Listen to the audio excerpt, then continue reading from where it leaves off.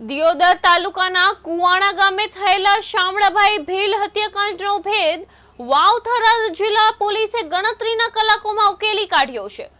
Police તપાસમાં સામે આવ્યું છે કે જૂની અદાવતના કારણે સ્કોર્પિયો અને ઇનોવા કારમાં આવેલા હુમલાખોરોએ પિસ્તોલ તથા ધારિયા જેવા ઘાતક હથિયારો વડે શામળાભાઈ ભીલ પર જીવલેણ હુમલો કરી તેમની હત્યા કરી હતી।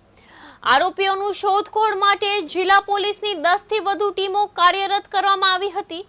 100 થી વધુ સીસીટીવી ફૂટેજના વિશ્લેષણ અને ટેકનિકલ સર્વેલન્સના આધારે પોલીસે કેસનો ભેદ ઉકેલી 5 આરોપીઓને ઝડપી પાડ્યા છે।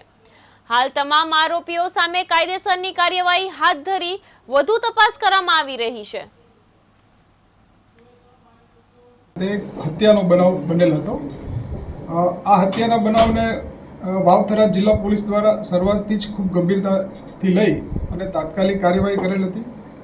તમામ ટીમો, સ્થાનિક પોલીસ અને ઉચ્ચ અધિકારીઓએ બનાવ સ્થળની વિઝિટ કરી બનાવની પ્રાથમિક વિગત અનુસંધાને તપાસ હાથ ધરી હતી।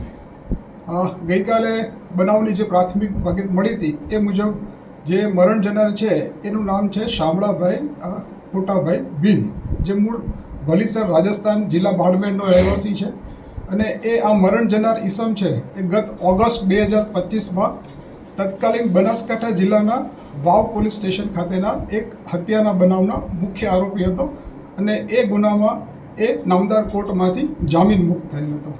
આ ઈસમની હત્યામાં જે પ્રાથમિક સીસીટીવી ફૂટેજ આધારે જે માહિતી મળી હતી એ માહિતી મુજબ ગુનામાં સંડોવાયેલા મુખ્ય 3 આરોપીઓ કે જે સીસીટીવી ફૂટેજમાં પણ જોઈ શકાય છે એ તમે ત્રણેય આરોપીઓમાં કિરણભાઈ સુજાજી ગોહિલ, બીજા છે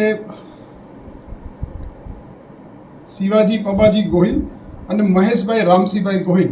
આ મુખ્ય 3 આરોપીઓ ઉપરાંત ગુનાને અંજામ આપવા માટે મદદરૂપ થનારા બીજા 2 અન્ય આરોપી મળી કુલ 5 આરોપીઓની ગુનાના કામે વપરાયેલા બંને વાહનો સાથે જિલ્લા પોલીસ દ્વારા રાઉન્ડ અપ કરવામાં આવેલા છે અને તપાસ કરનાર અધિકારી દ્વારા આ તમામ આરોપીઓની પૂછપરછ કરી અને પુરાવા આધારે અટક કરી આગળની કાયદેસર કાર્યવાહી કરવામાં આવનાર છે।